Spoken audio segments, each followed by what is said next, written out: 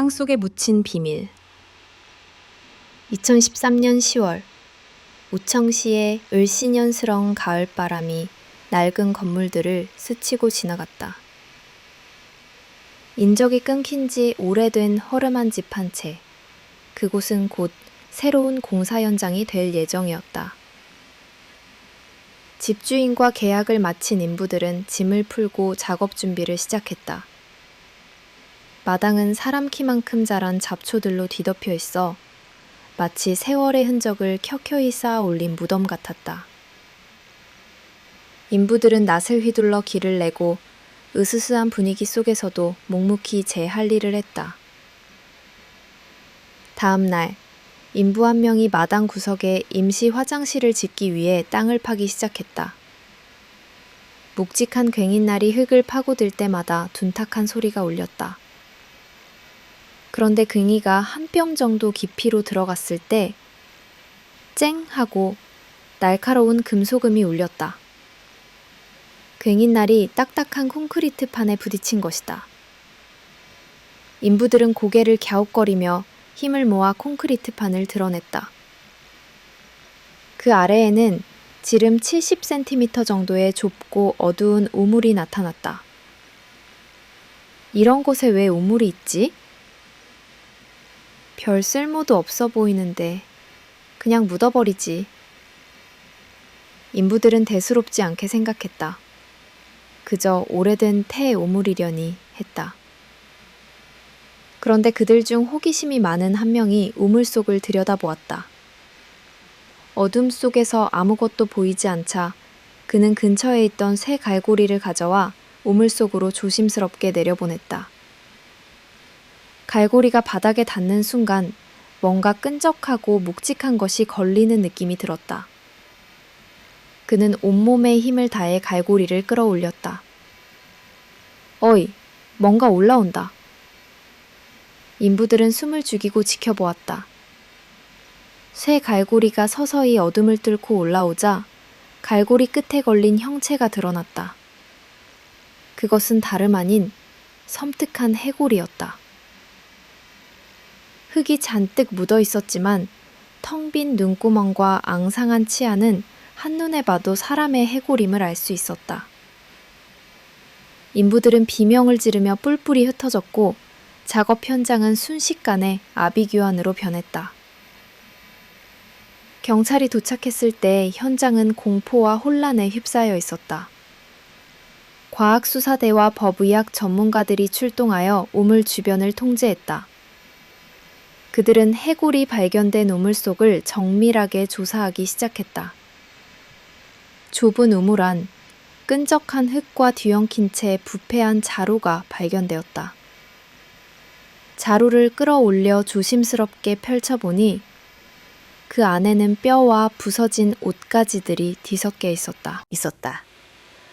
뼈와 함께 발견된 낡은 옷가지들을 통해 피해자가 여성이며 사망 당시 나이는 약 25세, 키는 158cm 정도였다는 사실이 밝혀졌다. 가장 충격적인 것은 법의학 감정 결과 그녀가 10에서 15년 전에 질식사했다는 사실이었다. 뼈에는 어떤 외상도 없었지만 붉게 변색된 치아 뿌리는 산소 결핍으로 인한 손상을 명확하게 증명하고 있었다. 누군가 그녀의 목숨을 앗아갔고 그 시신을 이 우물에 던져 넣어 영원히 묻어버리려 했던 것이다. 우물은 단순한 우물이 아니라 한 사람의 비극적인 삶을 봉인해둔 지하의 무덤이었던 것이다. 말없는 뼈의 증언. 경찰 통제선이 쳐진 낡은 집 마당은 순식간에 차갑고 스산한 법의학 현장으로 바뀌었다. 우물 속에서 뼈 조각들이 하나둘씩 끌어올려질 때마다 그곳을 감싸고 있던 공기는 더욱 싸늘해졌다. 뼈들은 흙과 뒤엉킨 채 부패한 옷가지들과 함께 자루 안에 담겨 있었다. 법의학 전문가들은 마치 고고학 발굴을 하듯 신중하게 뼈들을 수습했다. 그들의 손길은 섬세했지만 표정은 무겁고 단호했다. 밤이 깊어지자 임시 현장 감식소의 조명 아래 뼈들이 퍼즐 조각처럼 맞춰지기 시작했다. 앙상한 갈비뼈, 길고 가는 팔다리뼈, 그리고 으스스하게 텅 빈 눈구멍에 두개골. 마침내 완전한 사람의 뼈가 드러났다. 뼈들이 들려주는 이야기는 충격적이었다. 그들의 첫 번째 증언은 피해자가 약 25세의 여성이라는 것, 그리고 키는 158cm 정도의 아담한 체구였다는 것이다. 하지만 가장 소름 돋는 이야기는 뼈 자체에 새겨져 있었다. 법의학팀은 뼈를 꼼꼼히 살피며 외상의 흔적을 찾았다. 혹시 칼에 찔리거나 둔기로 맞은 흔적이 있는지, 뼈가 부러진 곳은 없는지. 그러나 아무런 자상이나 골절 흔적도 발견되지 않았다. 피해자가 폭행을 당하지 않은 것일까? 아니면 범인이 흔적을 남기지 않을 만큼 완벽하게 범행을 저지른 것일까? 의문은 짙어졌지만 결정적인 증거가 될 만한 단서는 보이지 않았다. 그때 법의학 감식반장이 확대경을 들고 턱뼈 부분을 유심히 살피다 숨을 멈췄다. 그는 조심스럽게 다른 팀원들을 불렀다. 이리 와서 이걸 보시오. 모두의 시선이 그가 가리키는 곳으로 향했다. 피해자의 치아 뿌리, 정확히는 잇몸에 닿아있던 부분이 붉은색으로 변색되어 있었다. 마치 핏빛 물감이 번진 것처럼. 이건 치수 출혈이에요.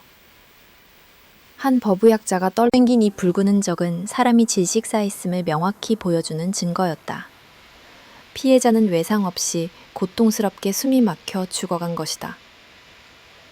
뼈는 아무 말도 하지 않았지만 그 붉은 흔적은 범인의 잔혹성을 핏빛으로 웅변하고 있었다. 그 순간 현장에 있던 모든 이들은 섬뜩한 진실을 마주했다. 누군가 이 젊은 여성을 목졸라 죽인 후 마치 쓰레기를 버리듯 좁고 깊은 이 우물에 던져 넣었다. 그리고 그 위에 콘크리트 판을 덮어 영원히 세상과 분리시켰다. 10년이 넘는 세월 동안 이 우물은 범인의 가장 깊은 비밀을 품고 있었다. 이제 그 비밀은 잔인하고도 명확한 형태로 드러났다. 사건의 실마리는 풀리기 시작했지만 그 뒤에 숨겨진 악마 같은 진실은 아직 아무도 알지 못했다. 사라진 여자, 말없는 가족. 법의학 감정 결과가 나오자 경찰은 즉시 시야를 넓혀 대대적인 수색에 나섰다. 지난 20년간 우청시와 그 주변 지역에서 실종된 여성들의 기록을 모두 훑기 시작했다. 컴퓨터 모니터에는 수백 개의 실종자 파일이 번개처럼 스쳐 지나갔다. 낡은 사진 속에는 웃고 있는 어린 소녀, 풋풋한 청년, 그리고 중년 여성들의 모습이 담겨 있었다. 모두 누군가의 소중한 가족이었을 것이다. 그러나 수많은 파일을 검토하고 가족들에게 직접 연락을 취해 신원을 확인하는 작업을 반복했음에도 불구하고 우물 속에서 발견된 여성과 일치하는 인물을 찾을 수 없었다. 나이, 키, 실종 시기 등 어느 것 하나 맞아떨어지는 것이 없었다. 경찰은 깊은 혼란에 빠졌다. 도대체 왜 한 여성이 흔적도 없이 사라졌는데 그녀를 찾는 사람이 아무도 없는 것인가? 그녀는 가족도 없는 사람인가? 아니면 가족이 그녀의 실종을 알면서도 침묵하고 있는 것인가? 이 의문은 형사들의 밤잠에 설치게 하는 악몽이 되었다. 한 젊은 여성이 10년 넘게 사라져 있었는데 실종 신고조차 되지 않았다는 사실은 상식적으로 납득하기 어려웠다. 만약 가족이 그녀의 실종을 알고 있다면 그들은 왜 경찰에 알리지 않았을까? 어떤 거대한 비밀이 그들을 억누르고 있는 것일까? 형사반장 채는 직감적으로 이 침묵이야말로 가장 중요한 단서라고 느꼈다. 그는 단순히 서류를 뒤지는 것만으로는 답을 찾을 수 없다고 판단했다. 첸 반장은 우물이 발견된 집을 중심으로 인근 주민들을 상대로 탐문 수사를 벌였다. 오래된 동네인 만큼 소문이 많을 것이라 짐작했다. 그리고 그의 짐작은 틀리지 않았다. 며칠간의 탐문 끝에 한 나이든 주민이 머뭇거리며 말을 꺼냈다. 10년도 더 전일이라 기억이 가물가물한데 그때 이 동네에 뜬 소문이 하나 있었지. 진쉐라는 아가씨가 있었는데 남자를 따라 야반도주했다는 소문이 파다했어. 가족들도 그 아가씨 때문에 얼굴을 못 들고 다녔지. 야반도주. 그 단어는 챔 반장의 뇌리를 강하게 스쳤다. 실종 신고를 하지 않은 이유가 바로 이것일지도 모른다는 섬뜩한 가설이 떠올랐다. 가족의 명예를 실추시킨 딸의 행각을 세상에 알리고 싶지 않았을 것이다. 챔 반장은 즉시 진쉐의 가족을 찾아 나섰다. 진쉐의 가족은 낯선 경찰의 방문에 노골적인 둘케감을 드러냈다. 경찰이 진쉐의 이름을 꺼내자마자 그들은 표정을 굳히며 대답을 회피했다. 그 아이는 이미 오래전에 집을 나갔습니다. 우리와는 아무 상관없는 일입니다.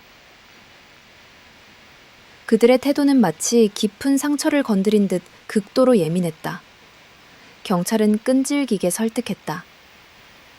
단순한 실종 사건이 아닐 수 있습니다. 이 문제는 법적인 사안입니다. 마침내 진쉐의 어머니가 흐느끼며 굳게 닫혔던 입을 열었다. 그녀는 딸이 도망간 것이 아니라 실종된 것이 맞다고 시인했다. 18년 전 25세였던 진쉐는 도시에서 가정부로 일하고 있었다. 그러던 어느 날 한 남자가 찾아와 진쉐가 다른 남자를 따라갔다는 믿기 힘든 소식을 전했다. 처음에는 믿지 않았지만 우청역 근처에서 딸의 자전거를 발견하고는 결국 그 수치스러운 소문을 사실로 받아들일 수밖에 없었다. 딸이 남자를 따라갔다는 사실이 너무나 수치스러웠어요. 그래서 아무에게도 말하지 않았고 경찰에도 신고하지 않았습니다. 그녀는 눈물을 쏟아내며 말했다. 그들의 침묵은 수치심과 분노 그리고 상실감에서 비롯된 것이었다. 그 순간 형사들은 직감했다. 우물 속에서 발견된 여성은 바로 이 야반도주의 굴레에 갇혀버린 비운의 여인 진쉐일 가능성이 매우 높다는 것을. 그리고 이 침묵 뒤에 숨겨진 진실은 그들이 상상하는 것보다 훨씬 더 잔혹하고 어두울 것이라는 것을. 범죄자의 집, 그리고 엇갈린 그림자 진쉐의 가족으로부터 얻은 단서는 수사를 다시 우물이 발견된 집으로 돌려놓았다. 경찰은 집주인인 중년의 남성 왕 씨에게 심층적인 질문을 시작했다. 그의 집안 내력, 특히 이 집을 거쳐간 사람들에 대한 정보는 한치의 오차도 놓쳐서는 안 될 중요한 퍼즐 조각이었다. 왕 씨는 떨리는 목소리로 집안의 역사를 읊었다. 이 집은 원래 아버지께서 살던 곳입니다. 그분이 돌아가신 후에는 제 형님인 왕 창취안이 물려받았고요. 그러다가 형님이 집을 비우게 되면서 조카인 왕 차오의 경찰은 왕 차오라는 이름의 촉각을 곤두세웠다. 이미 사전 조사를 통해 왕 차오가 전과자이며 5년 전 강도죄로 복역 중이라는 사실을 알고 있었다. 어린 시절부터 좀도둑질을 일삼고 커서는 노파를 위협해 돈을 빼앗는 등 그의 삶은 범죄로 점철되어 있었다. 만약 왕차오가 이 집의 마지막 주인이었다면 10년이 넘는 세월 동안 누구도 찾지 않는 이 집에서 끔찍한 일을 저질렀을 가능성이 충분했다. 그의 잔혹한 이력은 우물 속 시신이 왜 그렇게 끔찍하게 유기되었는지에 대한 그럴듯한 설명을 제공하는 듯 했다. 수사팀은 즉시 왕차오가 수감된 교도소로 향했다. 그를 마주한 형사들의 눈에는 날카로운 의심이 서려 있었다. 하지만 왕차오는 뜻밖에도 너무나 침착하고 담담했다. 형사들은 그의 얼굴에서 죄책감의 그림자를 찾으려 했지만 그의 눈빛은 텅 비어 있었다. 왕차오, 10여 년 전 너희 집 우물에서 사람 시신이 발견됐다. 네가 무슨 짓을 했는지 솔직히 말해. 챔 반장이 차갑게 쏘아붙였다. 왕차오는 어깨를 으쓱하며 조롱하듯 웃었다. 경찰관님, 제가 뭘요. 10년 전이면 저 겨우 15살이었어요. 애송이가 살인을 저질렀다고요? 제가 도둑질은 좀 했어도 사람을 죽일 만큼 간이 크진 못합니다. 그의 말이 옳았다. 수사팀은 왕차오의 출생 연도를 다시 확인했다. 10에서 15년 전 살인 사건이 발생했을 당시 왕차오는 겨우 10대 초반의 어린아이였다. 아직 몸도 제대로 여물지 않은 미성년자가 그렇게 잔인하고 치밀하게 시신을 유기했을 가능성은 극히 낮았다. 증거도 없이 어린아이를 추궁하는 것은 무모한 일이었다. 결국 왕차오는 용의선상에서 제외되었다. 수사는 다시 원점으로 돌아갔다. 범인이 그 집과 관련이 있는 것은 분명해 보였지만 누구인지 알 수 없었다. 범인은 마치 그림자처럼 교묘하게 숨어 있었고 경찰은 또다시 안개 속을 헤매는 기분이었다. 왕차오가 범인이 아니라는 사실이 밝혀지자 낡은 집의 음산한 분위기는 더욱 짙어졌다. 그곳은 한때 범죄자의 소굴이었지만 진짜 살인자는 아직 잡히지 않은 채 어딘가에 숨어 있을지도 모른다는 공포가 모두를 짓눌렀다. 오래된 소문의 잔해. 왕차오가 용의선상에서 제외되자 수사팀은 다시 원점으로 돌아왔다. 모든 형사들은 미궁에 빠진 듯 좌절감에 휩싸였다. 하지만 첸 반장은 포기하지 않았다. 그는 직감을 믿었다. 범인은 분명히 이 집과 그리고 진쉐와 연결되어 있을 터였다. 그는 다시 한번 탐문 수사를 진쉐가 살았던 마을과 그녀가 일했던 곳까지 범위를 넓혔다. 그는 집요하게 사람들을 만나 과거의 기억을 끄집어냈다. 그러던 중 한 나이든 동네 주민이 무서운 이야기라도 꺼내듯 조심스럽게 속삭였다. 그때 으스스한 소문이 있었지. 진쉐가 실종된 후 그 애를 따라갔다는 남자에 대한 소문이 돌았어. 그 남자가 사실은 절름발이었다고. 절름발이. 그 단어는 첸 반장의 뇌리를 강타했다. 그는 이미 왕씨의 탐문 과정에서 들었던 이름 왕창취안을 떠올렸다. 왕씨의 형이자 우물의 주인이었던 그 남자. 왕씨는 형이 어릴 적부터 다리를 절었다고 말했었다. 이것은 단순한 우연의 일치일까? 아니면 하늘이 내려준 결정적인 단서일까? 첸 반장은 몸에 소름이 돋는 것을 느꼈다. 18년 전의 끔찍한 사건, 그리고 18년 동안 잊힌 한 여인의 비극이 절름발이라는 단어 하나로 연결되는 순간이었다. 소문은 종종 진실을 품고 있다. 그는 즉시 왕창취안의 행적을 조사하기 시작했다. 놀랍게도 왕창취안 역시 진쉐와 비슷한 시기에 흔적 없이 마을을 떠난 것으로 드러났다. 그리고 그의 뒤에는 또 다른 소문이 따라붙었다. 왕창취안이 같은 마을에 살던 유부녀 메이와 눈이 맞아 야반도주했다는 소문이 돌았지.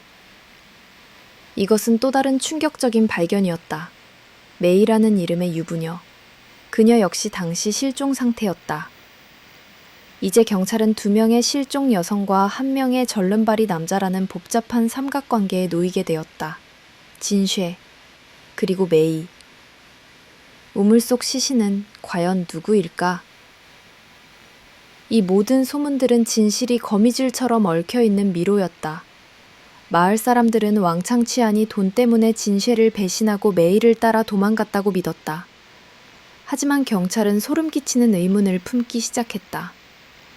만약 왕창취안이 진쉐를 살해한 후 그녀의 가족에게 거짓말을 하고 유유히 마을을 떠났다면, 그리고 메이라는 여성을 데리고 사라진 것이 아니라 그녀와 이미 관계를 맺고 있다가 진쉐를 살해하고 그녀와 함께 도망쳤다면, 오래된 소문 속에는 죽은 자의 비명과 살아남은 자의 거짓말이 뒤섞여 있었다. 경찰은 이제 왕창취안이라는 이름이 단순한 용의자가 아니라 사건의 모든 비밀을 쥐고 있는 핵심 인물임을 확신했다. 그의 행방을 찾는 것이 18년간 잠들어 있던 진실을 깨우는 유일한 방법이었다. 절름발이의 발자국은 마치 죽음의 그림자처럼 이제 막 잠에서 깨어난 형사들의 뒤를 쫓기 시작했다. 절름발이의 핏빛 발자국. 절름발이. 이 두 글자는 단순한 신체적 특징이 아니라 18년간 잠들어 있던 사건의 열쇠였다.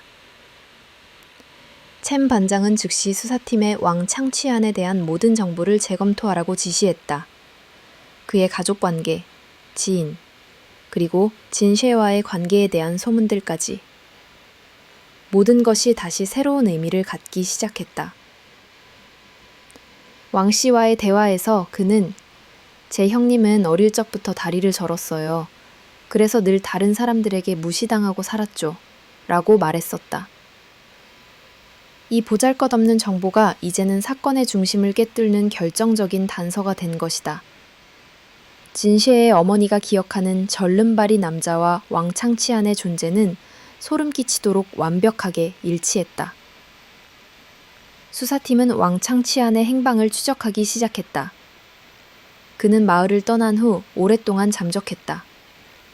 하지만 첨단 과학수사 기법과 정보망을 통해 그의 현재 거주지를 파악하는 데 성공했다.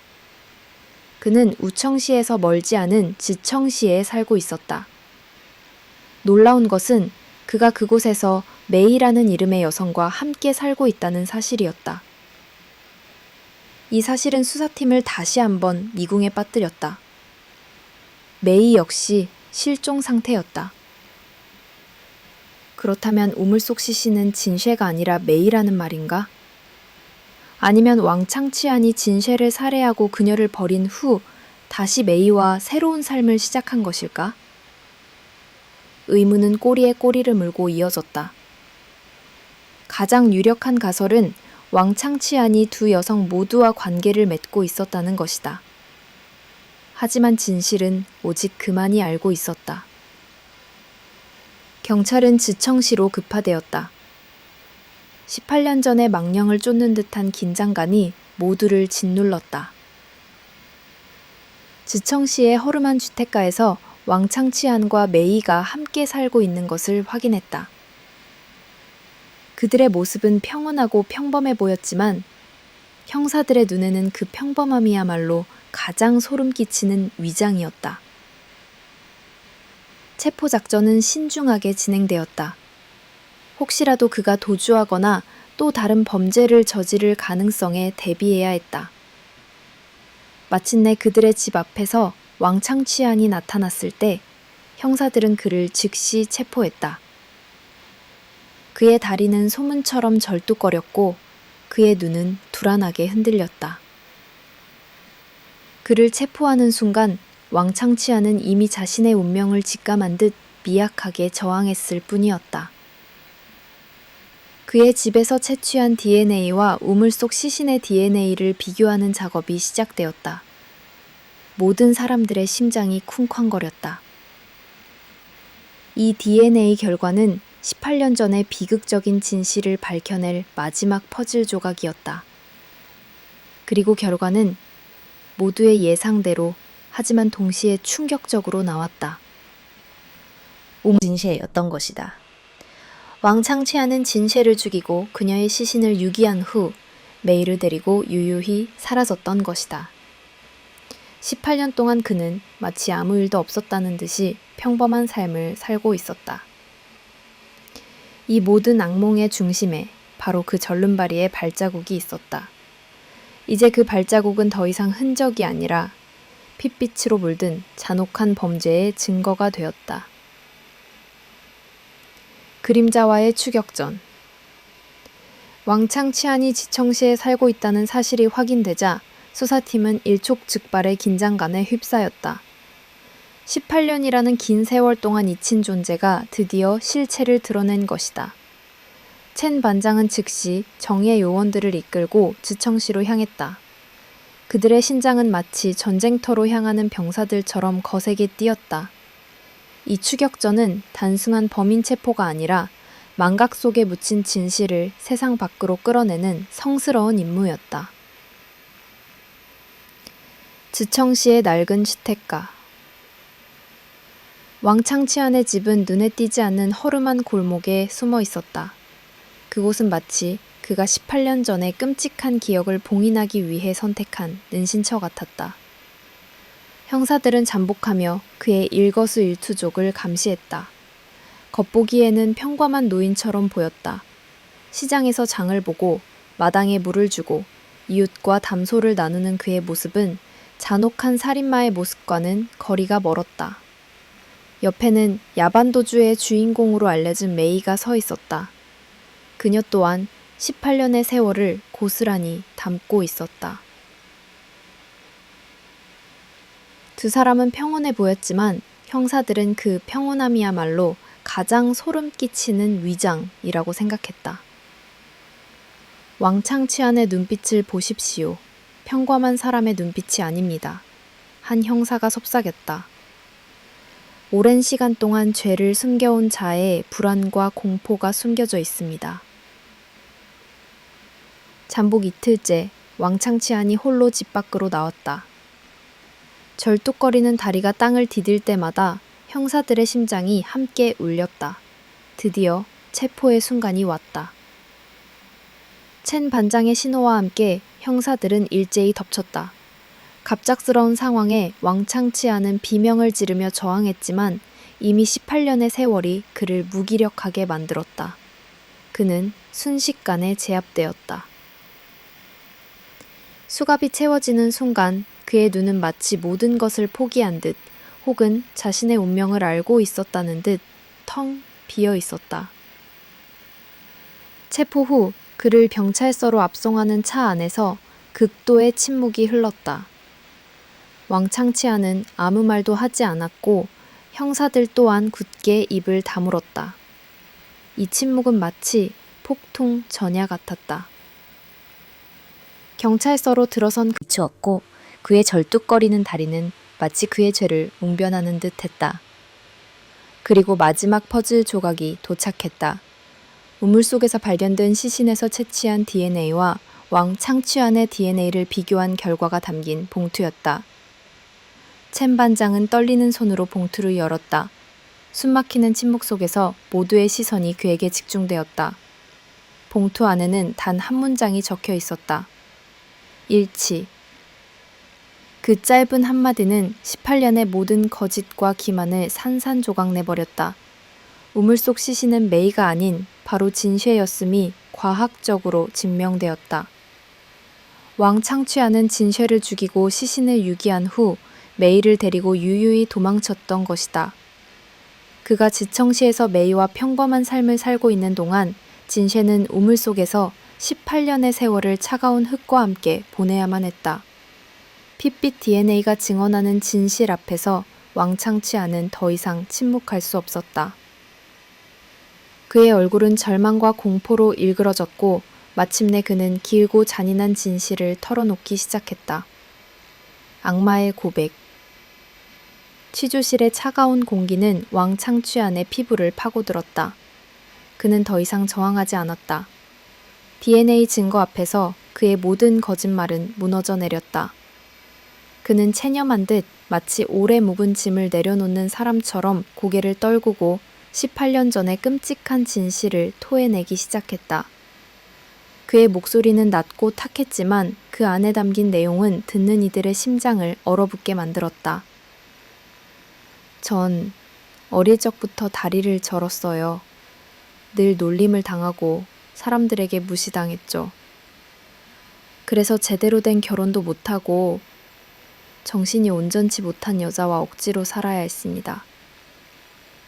그의 목소리는 분노와 원망으로 가득 차 있었다. 그는 자신의 불행한 삶을 남 탓으로 돌리는 듯 했다. 그래서 그는 다른 여자들에게서 위안을 찾았다. 1995년 그는 도시에서 가정부로 일하던 젊은 여자 진쉐를 알게 되었다. 그녀의 활기찬 모습은 그의 어둡고 삐뚤어진 삶에 한 줄기 빛처럼 다가왔다. 두 사람은 비밀스러운 관계를 맺었다. 하지만 그 관계는 사랑이 아니었다. 왕창취안에게는 진쉐가 자신의 상처를 채워줄 도구였고 진쉐에게는 왕창취안이 돈을 얻을 수 있는 수단이었다. 진셰는 끊임없이 돈을 요구했고 왕창치 않은 그녀의 요구에 지쳐갔다. 그때도 진셰셰는 돈을 요구했습니다. 설날이 다가오는데 동생에게 경운기를 사줘야 한다며 3,000위안을 달라고 했어요. 왕창취안의 목소리가 떨리기 시작했다. 그는 축산업을 했지만 그만한 큰 돈은 없었다. 그는 단호하게 진셰의 요구를 거절했다. 진셰는 막무가내하자와 돈을 달라고 떼를 썼다. 평소에도 돈 문제로 다투던 그들의 관계는 폭발 직전의 시한폭탄과 같았다. 그날 진셰가 자전거를 타고 제 집으로 왔습니다. 돈 얘기를 꺼내자마자 저에게 소리를 지르더군요. 왜 돈을 안 주냐고, 나를 가지고 논 거냐며. 너무 화가 났습니다. 그녀의 비난은 마치 제 불행한 삶 전체를 비웃는 것 같았어요. 왕창치안의 눈이 광기롯으로 번뜩였다. 분노에 눈이 먼 그는 손에 잡히는 대로 밧줄을 움켜쥐었다. 그리고는 진셰의 목을 향해 무자비하게 휘둘렀다. 진셰는 저항했지만 그의 힘을 당해낼 수 없었다. 밧줄이 목을 조일 때마다 그녀의 얼굴은 붉게 변해갔고 눈은 공포에 질려 있었다. 그의 손에서 힘이 빠져나갔을 때 진셰는 이미 싸늘한 시신이 되어 있었다. 전 죽은 진셰를 며칠 동안 집에 숨겨뒀습니다. 너무 무서워서요. 그러다가 더 이상 숨길 수 없다고 생각했습니다. 그는 시신을 처리할 방법을 고민하다 마당에 있던 폐 우물을 떠올렸다. 그 우물은 원래 돼지고기를 보관하기 위해 깊게 판 것이었다. 그는 진셰의 시신을 밧줄로 묶어 우물 속 깊은 어둠 속으로 던져 넣었다. 시신이 우물 바닥에 닿는 둔탁한 소리가 어둠 속에서 울려 퍼졌다. 그리고는 콘크리트판으로 우물 입구를 완벽하게 봉인했다. 그의 손에 묻은 핏자국은 이미 사라졌지만 그의 마음속에는 지워지지 않는 붉은 흔적이 새겨졌다. 그의 고백은 듣는 이들의 영혼을 파고드는 듯했다. 한순간의 분노가 한 젊은 여성의 삶을 앗아갔고 그 끔찍한 행위는 18년이라는 긴 세월 동안 어둠 속에 묻혀 있었다. 왕창취아는 진실을 숨기기 위해 거짓말을 했고 새로운 삶을 시작했지만 그가 저지른 죄는 우물 속에서 썩지 않고 그를 기다리고 있었다. 그의 고백은 단순히 과거의 행위를 나열하는 것이 아니라 한 인간의 영혼이 어떻게 악마로 변해가는지를 보여주는 잔혹한 기록이었다.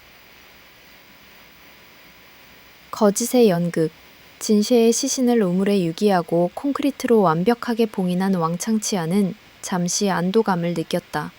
하지만 그의 죄는 그것으로 끝나지 않았다. 그는 자신의 범행을 영원히 감추기 위한 잔혹한 연극을 계획했다. 그가 연기해야 할 배역은 걱정하는 지인, 그리고 그의 무대는 진쉐의 집이었다. 그는 먼저 진쉐가 타고 온 자전거를 우청역으로 가져갔다. 늦은 밤, 인적이 드문 역 앞에 자전거를 버려두었다. 기차를 타고 멀리 떠났다는 흔적을 남기기 위함이었다. 사람들이 오가는 곳이므로 자전거를 발견한 사람이 야반도주라는 소문에 확신을 더하게 될 터였다.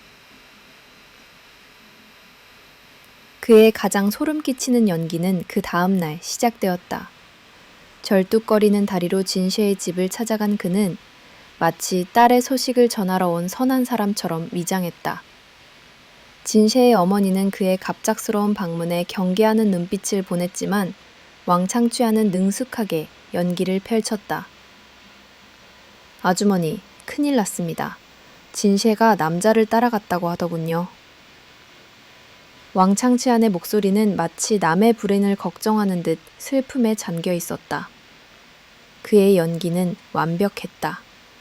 진쉐의 어머니는 처음에 그의 말을 믿지 않았다. 그러나 왕창치안은 덧붙였다. 자전거를 우청역에서 봤다는 사람이 있었습니다. 짐을 싸서 기차를 타고 멀리 떠난 것 같습니다. 이 말에 진쉐의 어머니는 충격을 받았다. 딸의 자전거는 그녀가 아끼는 물건이었기에 그것을 남겨두고 떠났다는 것은 있을 수 없는 일이었다. 그러나 역 앞에 버려진 자전거는 이 거짓말에 힘을 실어주었다. 결국 왕창취한의 완벽한 연극에 속아 넘어간 진시의 어머니는 딸이 사랑에 눈이 멀어 도망쳤다는 소문을 사실로 믿게 되었다. 수치심과 분노에 휩싸인 그녀는 딸의 이름을 가족들 입에 올리는 것조차 금지했다. 경찰에 신고할 생각은 꿈에도 하지 못했다. 그렇게 진셰의 야반도주라는 끔찍한 오명은 그녀의 죽음 위에 더 씌워졌다. 그의 거짓말은 성공했다. 왕창취하는 진셰의 시신을 우물 속에 묻었고 그녀의 삶은 가족들 기억 속에서 수치스러운 야반도주로 기억되게 만들었다. 그는 그가 살인자라는 사실을 숨기고 진셰를 사라진 사람이 아닌 버림받은 딸로 만들어버렸다. 이 잔혹하고 이중적인 연극 덕분에 그는 18년 동안 아무런 죄책감 없이 자유롭게 살아갈 수 있었다. 그의 삶은 마치 아무 일도 없었던 것처럼 흘러갔다. 하지만 그가 버려둔 우물 속에는 그의 잔혹한 거짓말이 묻어둔 진실이 썩지 않고 그날의 공포를 고스란히 간직하고 있었다. 시간의 칼날, 그리고 운분의 심판 왕창취한의 고백은 듣는 이들의 영혼을 파괴하는 잔혹한 진실이었다. 그러나 그의 이야기가 끝났을 때 챔반장의 마음속에는 희미한 빛이 떠올랐다. 그는 마지막 퍼즐 조각을 맞추기 위해 1995년의 달력을 머릿속에 띄웠다. 진셰가 살해된 해는 1995년, 사건이 발견된 해는 2013년, 딱 18년의 세월이 흘렀다. 중국 형법에 따르면 살인죄의 공소시효는 20년이다. 즉, 인대한 인부들이 화장실을 짓지 않았더라면, 그들이 우물 속을 들여다보지 않았더라면 이 잔혹한 살인사건은 영원히 어둠 속에 묻혔을 것이다. 왕창취하는 그의 죄에 대한 처벌 없이 남은 생을 자유롭게 살다가 죽었을 것이다. 그것은 단순한 우연이 아니었다. 그것은 마치 하늘이 내린 기회이자 죽은 자의 영혼이 진실을 갈망하며 외친 마지막 절규 같았다. 18년 동안 굳게 닫혔던 우물뚜껑이 열리면서 시간의 흐름을 거스리는 기적이 일어난 것이다. 왕창취하는 자신이 살인자임이 밝혀졌을 때도 자신이 감옥에 갈 것이라는 사실에 분노하거나 슬퍼하지 않았다. 그가 가장 두려워했던 것은 자신의 죄가 세상에 드러나는 것, 그리고 평온했던 일상이 산산조각 나는 것이었다. 18년 동안 그의 마음속에는 끊임없이 불안의 그림자가 드리워져 있었을 것이다. 그는 매일 밤 악몽을 꾸었을 것이고 낡은 집 우물을 떠올릴 때마다 심장이 얼어붙는 공포를 느꼈을 것이다. 그는 자유를 얻기 위해 살인을 저질렀지만 결국 평생을 죄수의 삶을 살았던 것이다. 그의 고백은 끔찍하고 잔혹했지만 동시에 인간의 나약함과 악함의 끝을 보여주는 슬픈 기록이었다. 한순간의 분노가 한 사람의 목숨을 앗아가고 그 죄를 감추기 위해 더 큰 거짓말을 만들어냈지만 결국 진실은 흙과 돌 속에서도 그 존재를 드러냈다. 우물 속에서 발견된 진쉐의 뼈는 더 이상 이름 없는 시신이 아니었다. 그녀는 야반도주의 오명을 벗고 무고한 희생자로 세상에 다시 태어났다. 그리고 왕창취하는 18년이라는 긴 세월 동안 잊고 살았던 자신의 죄에 대해 이제는 법의 심판대 앞에서 음분의 대가를 치러야만 했다. 사건은 35시간 만에 해결되었지만 그 속에는 18년간 잊혔던 비극, 굳게 닫혔던 가족의 마음, 그리고 무엇보다 긴 세월을 침묵하며 기다렸던 죽은 자의 영혼이 있었다.